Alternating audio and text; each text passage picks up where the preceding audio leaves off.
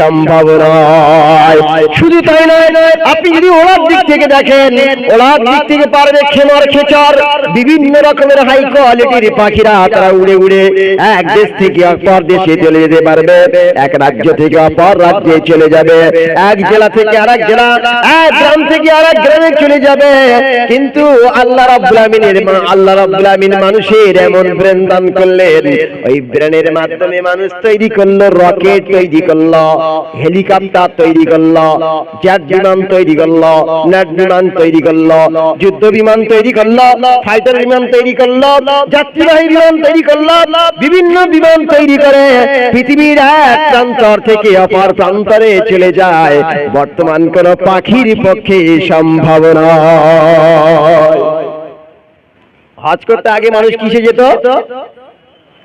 পানির জাহাজে। পানির জাহাজ কে তৈরি করলো?